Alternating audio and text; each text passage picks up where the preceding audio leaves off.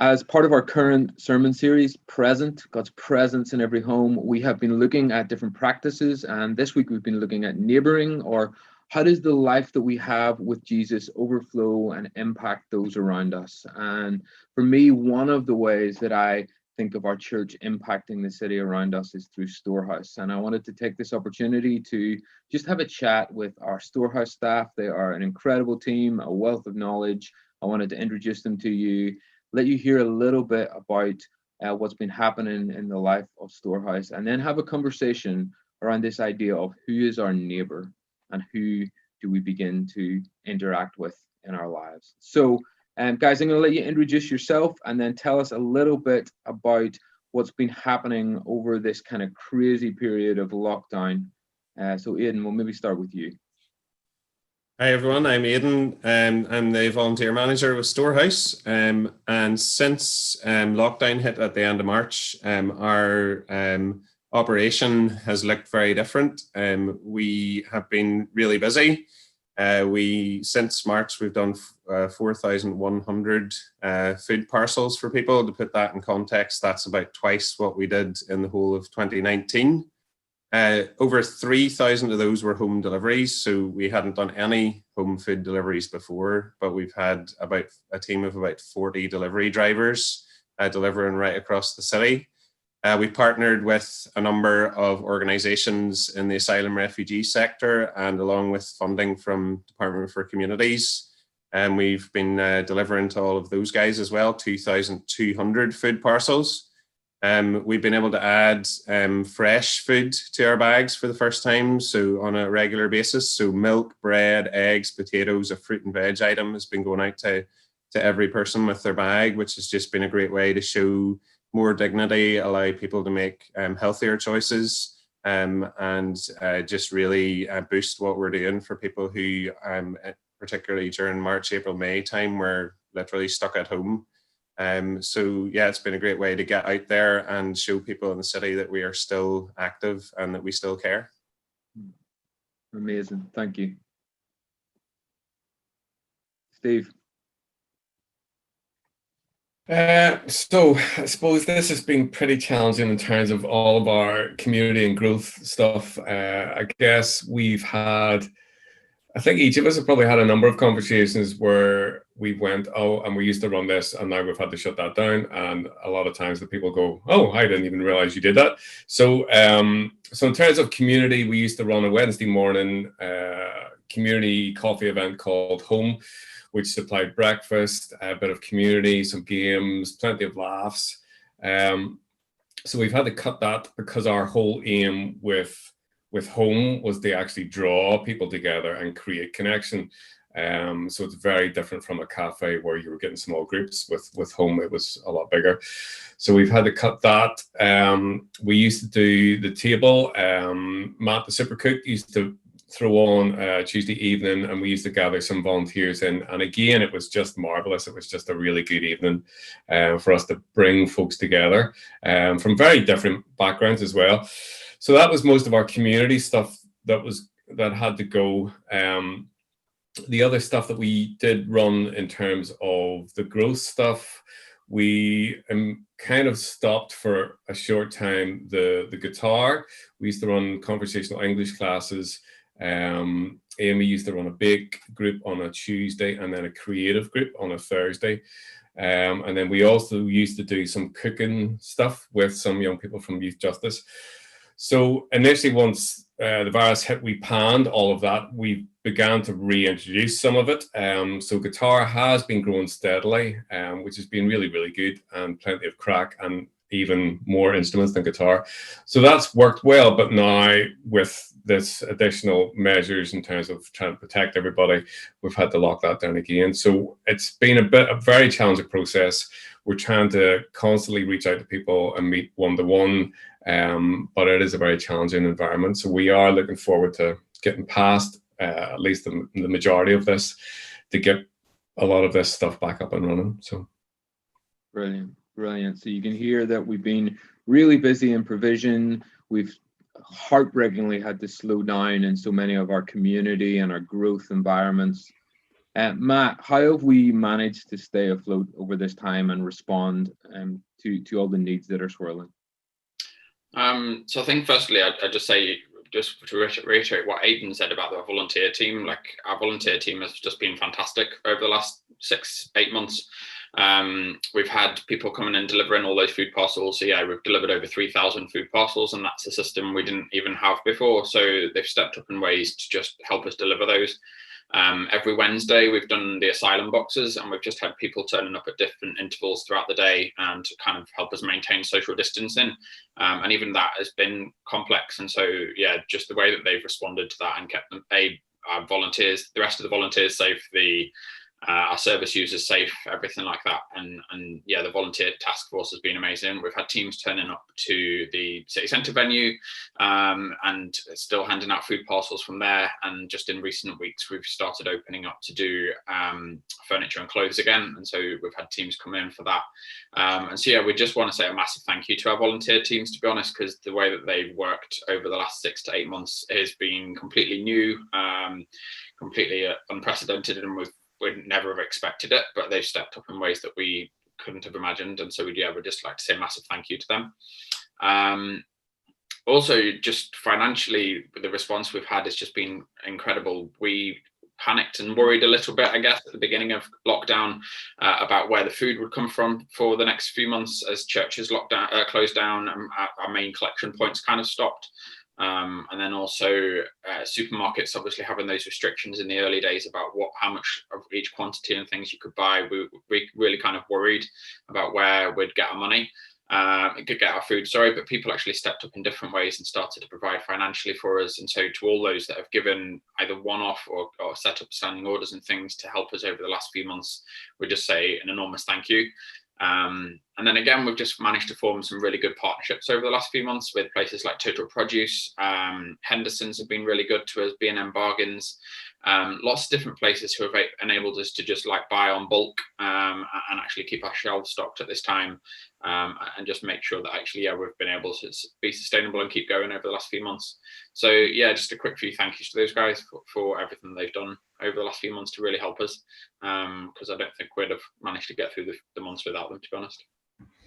Amazing. Yeah, at every turn we have just been humbled by people's generosity. It's been incredible. It's been incredible. And just as those guys have said, we've had an amazing volunteer team. I just want to honor these 3 men. They've been an amazing staff team. They have responded with changes on a daily or weekly basis. They have worked incredibly hard and built systems that have allowed us to maintain our values and continue to do what we do. So thank you, guys. Probably don't hear that enough, but thank you.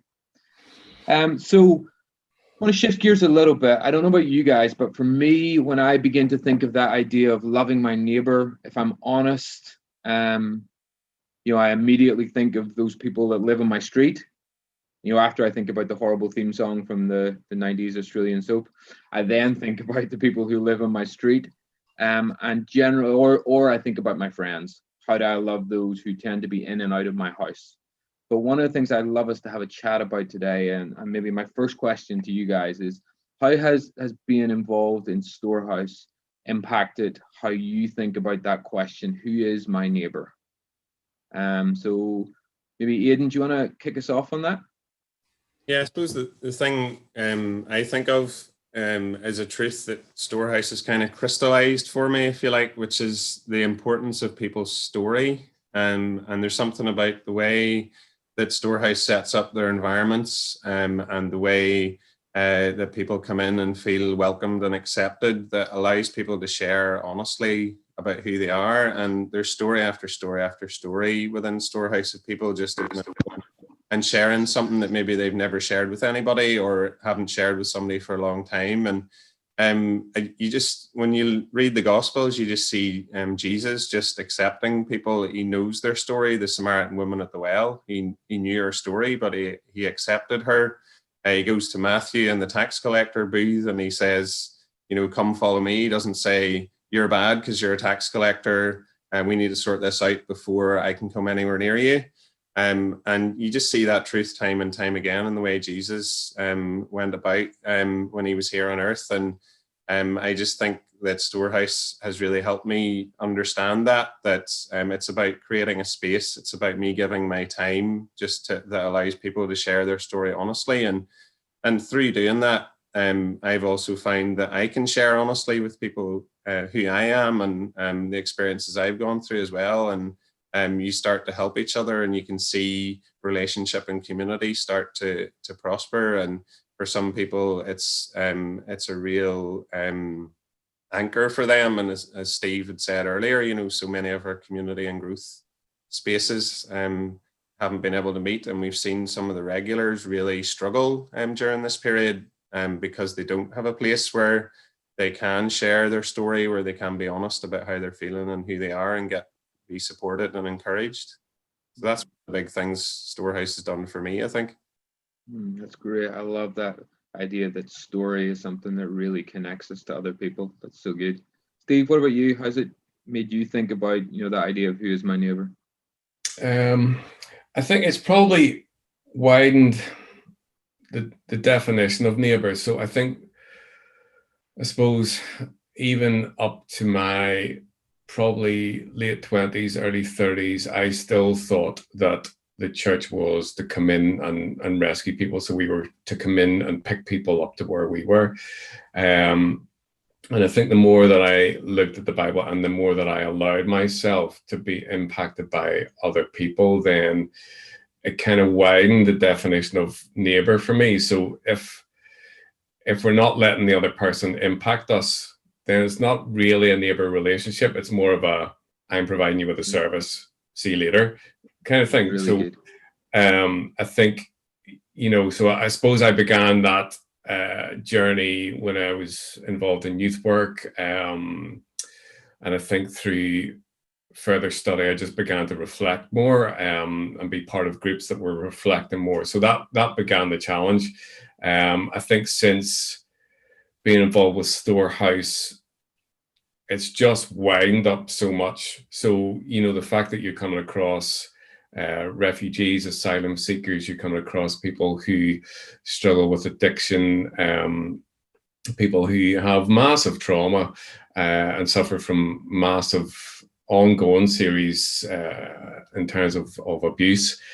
I suppose I'm just impacted by the courage of people who's, once you begin to find out what their lives are like, it's just amazing, I think.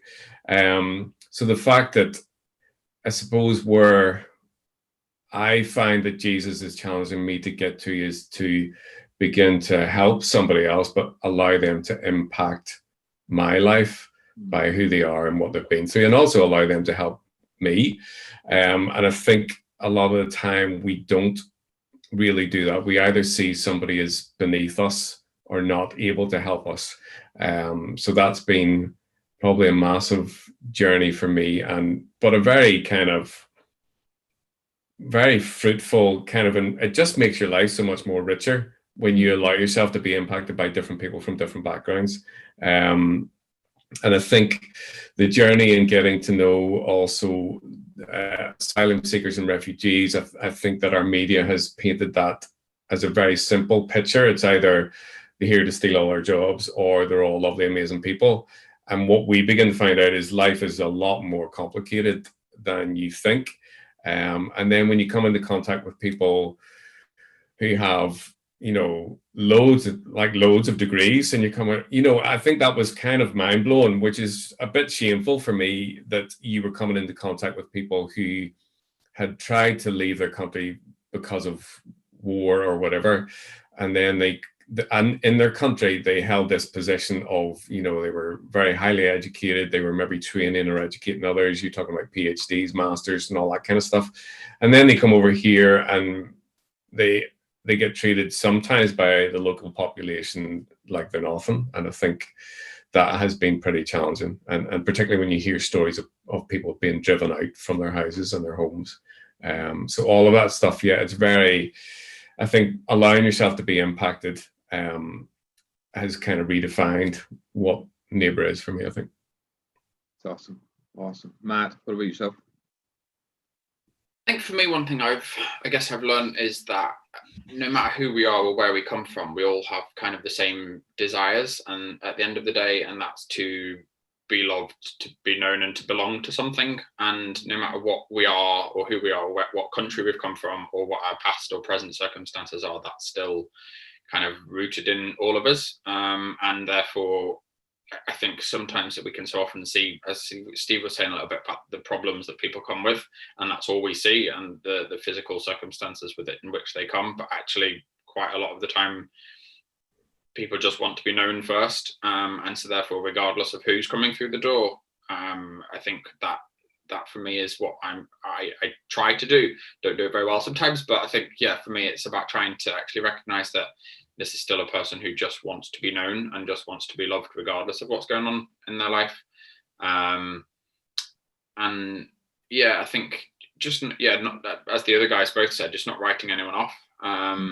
And that's very hard to do. And I think, I know for me, I think sometimes people think because I'm on staff, like it's quite a easy thing for me to do this job, but actually it's not. It's really challenging sometimes, and actually more often than not, it's a choice. But you know, I think it's just recognizing that, yeah, each person's got that one desire to be loved, and just try and address that. So does that help? Yeah, I think that's really good. Honestly, I think all you guys would probably attest to, it's both a privilege and a real challenge to be thrown every day into a room of people from multiple different backgrounds and circumstances. And yes, it's a privilege that we get to be stretched and explore the breadth of humanity to one degree, but also then, if we're honest with our hearts, sometimes we don't really want to do that. And it's easier to be with people who are more like us. Is that fair? Yeah. And that's been my journey. I have just been personally impacted with getting to know people from so many different cultures and backgrounds. I remember Rich Mullins once said that if you collected up all the Bibles from around the world, he reckoned every part would be underlined, because we're all passionate about different things, and we see different things from the culture we come from. And so I'd love you guys just to speak maybe a little bit into what has connecting with people from different backgrounds and different demographics on a regular basis, how has that impacted your faith? I know for me, seeing some of our Christian friends who've fled persecution, maybe from Iran or Syria, and to hear them talk about their faith has been profoundly impacting for me on the positive side. And then maybe sitting with others who are slightly more challenging from different backgrounds and seeing my own heart become judgmental has been profoundly challenging, maybe on the more negative side. But what about you guys? Steve, what would you say has been one thing that's impacted your faith or your relationship with Jesus? Yeah, I suppose like Matt said, whenever you come to the realization that you're trying not to write anyone off, so even the most challenging people that come in, and then, like, to be honest, like there are some people that do your head in, right? But I think whenever you travel that journey and you keep on reaching out, or you keep on just going into the conversation one more time, or talking about stuff one more time, and then at some point they say something, or at some point their behavior changes, or whatever happens to be, but you just get some kind of insight, and it's like you're just floored, and then it's at that point that you realize that the patience that you've been trying to have with that person is the patience that God has, but at a much more infinite level with me. And I think that, yeah, so you kind of go through, oh, here we go again. And then you're just kind of humbled at some point where somebody says something, or you get an insight to their experience, or you think that a person is a certain way, and then you hear about their life history or their experience, and you realize all of these events have happened in their life, which if they happened to me, would I still be standing? I'm not really sure I would be. So stuff like that. I think the other thing is, I suppose, the educational process of getting to know people from different countries and different backgrounds, so that it just widens your experience. It teaches you so much more. It teaches you about humanity, And then when you have individuals from different backgrounds who are Christians, I think it adds to my spiritual growth and maturity about who I am whenever I hear and understand from somebody else's perspective, which is massively different from mine. And yeah, so all of that stuff has a massive impact if you let it, if you keep kind of, I suppose, engaging in prayer and Bible reading, and with us as a staff team, as a community, and other communities that you have, allowing yourself to be opened, wrecked, built up again, and just allowing the Holy Spirit to speak to you. I think all of that stuff is just massively challenging, but also just enables you to grow so much more in yourself and your appreciation for who God has made people to be, that they're all made in his image, and also his creation at a greater level. Brilliant. Matt, what would you say is kind of one thing that's impacted your faith, your relationship with Jesus? I'm going to cheat and give you kind of rolled into one, but two. I think firstly, I think something about identity. I was reminded of this a couple of weeks ago, and just how I think so often when, for example, like an asylum seeker or a refugee comes to our country, that's then what they are known as. That is their identity. They are an asylum seeker or refugee, and that's all we kind of label them with. And with that comes all of the stuff that the media portrays, and what Steve said earlier about they come to try and take jobs and money and things like that. But then when you sit down and start talking to them and actually start to realize that back home in whatever country they came from, they had a very well respected education and job and family and etc. And you just start to see the actually that asylum seeker label that we put on them isn't their identity at all, that they've actually got an identity completely separate to that is their true identity. And I just think that that's really sad, that that's what happens. And I think, so that's one thing I would say, is like God's just been showing me that actually the identity that people come with, or that we give them, isn't necessarily their true identity. And then kind of similar to that, I think I would just sort of say, I think it challenges me on what I think about my faith, and to think that knowing the circumstances that they are in when they come to Northern Ireland, and the restrictions that are put upon them, and the actual lack of benefits that they receive, and the lifestyle that they have to live for what can be sometimes 2 or 3 years, and more often than not as a choice of their faith, because they were being persecuted back home. I think it sometimes challenges me to think, would I be willing to do that if it was me? And would I be willing to live off whatever £30 a week is as a result of my faith, and standing up to whatever government is imposing restrictions on my faith, if that makes sense? And I think it just challenges me about how I think what they're doing is just incredible, and it makes me think more about my faith and what I believe in Jesus and what I want. And I sometimes doubt, would I be willing to do that? So yeah, I think it's just it's a real thought makes me think, because I'm not always sure I could answer that question in the way that I probably should. So great. Aidan? I think it's challenged me a lot about how people see church, what people's perception of church are. And I can think of several occasions when I've been talking to someone in Storehouse sessions and things, or at the breakfast, and someone has said, is this something to do with the church? And sometimes you go, oh, what's going to come next? Are they going to have a big rant about how churches hurt them? And sometimes that happens.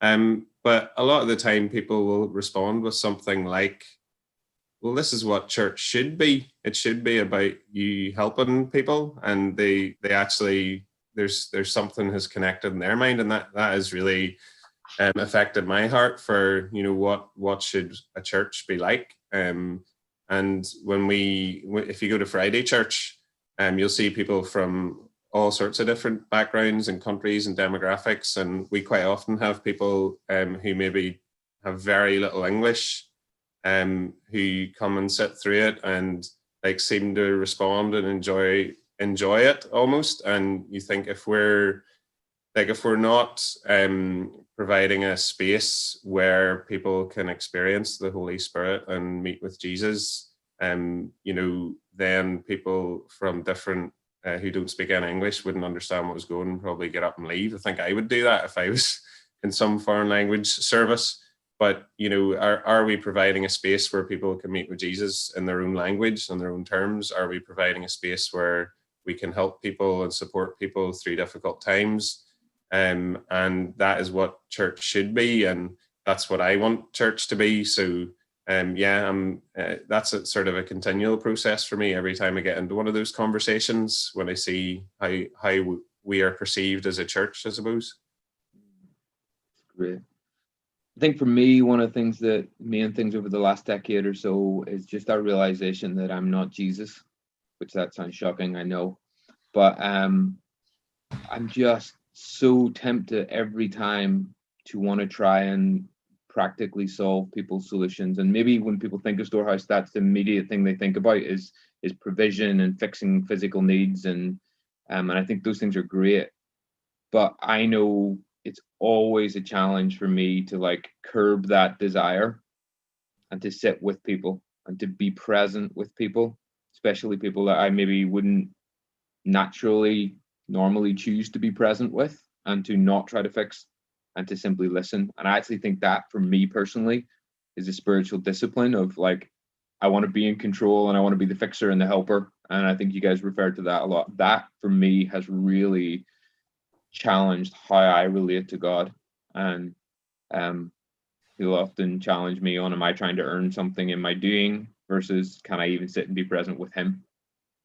And like Steve said earlier, receive from others. And I think it's been profoundly, I always say, I think the Storehouse journey has been more about me than anybody else. And I've often heard you guys mention similar things. It's so impacting. So we got to wrap this thing up. One last really quick question. If we want to begin to engage with this question of who is my neighbor, and maybe expand our understanding of neighboring just a little bit, what's one step that we could take, some physical and tangible that we could do to begin to engage with people that we maybe wouldn't normally cross paths with? Steve, have you got one for us to kick us off? I don't know. I think it's a very difficult question. I suppose for me, one thing that you could do is kind of begin to try and understand who you are in this side of God. So I think for me, the past probably 2-3 years, maybe more, has been this journey of understanding. So when you look at the Old Testament, I think there's a bit in Deuteronomy where it talks about the Israelites that they're supposed to welcome.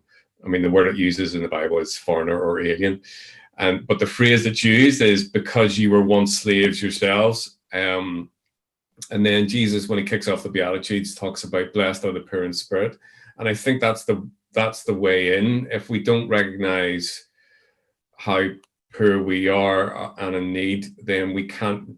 There's no, I guess, open door for us to be impacted by somebody else. And I suppose additionally, maybe it's recognizing that everybody's made in the image of God. So there's a lot of, so I guess the simple answer is read the Bible, but we don't really do that as much as we should, or let it impact you, I think. So we often get asked the question, what should I do with a homeless person that I come across in the street? Should I give them money? What will I do? Maybe they'll spend it on drugs. Oh, it's really difficult. And it is difficult. But I think one of the things that we can do is to look them in the eye and recognize that they're a person. And even if you don't have anything, at least say, hello, sorry, I don't have anything. Or, instead of what I often see in Belfast is people just ignore them and try to get past the difficult, what do I do kind of thing. But yeah, I think just, I suppose it is awkward. So I am not a good person at meeting my immediate neighbors around the house where I live. Ali's really good at it. I'm not so good. But when I come across people in Storehouse, I find that I seem to have an ability to build a relationship and all the rest of it. So I think it's play to your strengths and figure out what really stirs you or what gets you going, or is there a gift that you have for doing something? And I think it's not all meet an immediate need, because you may have an ability to help us structure a completely different project. You may have an ability to be very good at admin stuff, which I'm not really, but that all of that stuff can play its own part. So I think just widening your vision, your mind, help having yourself be impacted by the Holy Spirit and by the words of Scripture, and that some of the stuff that you come across is not as simple or straightforward as it might be. So Jesus and the Roman centurion, Jesus and the woman who wept over his feet and then dried them with her hair, he allowed those people to impact him, and there was a certain level of vulnerability there. So I think it's just beginning to engage with God and I guess ask him, what is it that I could do to impact the people around me or the people that I see in the street? And I guess to be open to where he takes you in that. Because I mean, I wouldn't have expected that I would have been working for Storehouse, 10 years ago, or doing this kind of stuff, or even have the attitude that I now have. So to be open to that and engage with others, like if you want to have a coffee or a chat with one of us, like we're totally open for that. That was the most multifaceted one thing I've ever heard, Steve. Classic Yeah, Steve. Classic Steve. It was Steve. What did you expect? Aidan. Well, I'm glad you asked me first, because I'm going to borrow something Matt said earlier, so he can't say it. But it's don't rule anyone out. And I think quite often, like I find, well, I'll see someone coming from another country with no English, and I'll be like, well, I can't connect with that person because I can't speak to them. And one of the things we've done in Storehouse is we put this map of the world on the wall, and we're putting dots up for everyone that comes in can put a dot up to say where they live, and you don't need any common language for that. I just show people the map and start pointing at it and say, like, I'm here, where are you? And then also there's a bit of a running joke in Storehouse that I can't speak any other languages, but I know like 2 words in about 25 languages. But when people come in and they say they're from Somalia and I can say Sideta Hai, then their face lights up. They go, someone has taken the trouble to learn how to say hello in my language. And so it's just, don't rule anyone out. Don't feel like you can't connect with someone because there's some sort of barrier. Just go for it and just try. And I've found like relationships can start to form even where there isn't like a common language. Like we had a guy come in who had pretty much 0 English the first time he came in, and now his English is great and we can have conversations with him and talk to him. And so yeah, don't rule anyone out. Keep trying. Great. Matt, wrap us up. Yeah, Steve kind of stole what I was going to say. I'll kind of go with a half one and a full one. I was going to say, yes, it kind of I think the immediate thing we always think of is like the homeless person in the street. And I think, yeah, just what Steve said, I think so often we just jump to the obvious answer, and that's just to go and give them some money or buy them a coffee or something. But actually maybe what they want more is just to be seen. So as Steve said, just look them in the eye or just say hello, or actually sit down and talk to them and make them feel known. They probably received 20 coffees that day from other people that passed by, so they might not actually want that, but they might want to feel known.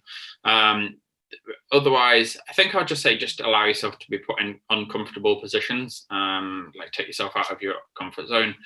I know, yeah, countless times at Storehouse, I would much rather sit in the kitchen and make the bacon or make the coffee or whatever, whereas actually there's somebody who's sitting down in the room, and for example, maybe their personal hygiene isn't what we would expect, and I don't want to go and sit next to them because that will put me in an uncomfortable position and I'll want to not be there, and et cetera, but again, maybe that person needs to feel heard that day and to be spoken to, and actually that sometimes is more important and is a real challenge, but actually what it does for that person and that individual can mean the world to them, and can change the day, can change the week, and so I think just stretch yourself, put yourself in uncomfortable positions, and allow yourself to learn in that way. So. Brilliant. Well, I hope that's been provoking and challenging and helpful. Hopefully you've heard us say we're not professionals. We don't have this thing all down. We are simply trying to allow day by day, whatever the circumstances of our day, for Jesus to kind of challenge our perceptions of who is my neighbor.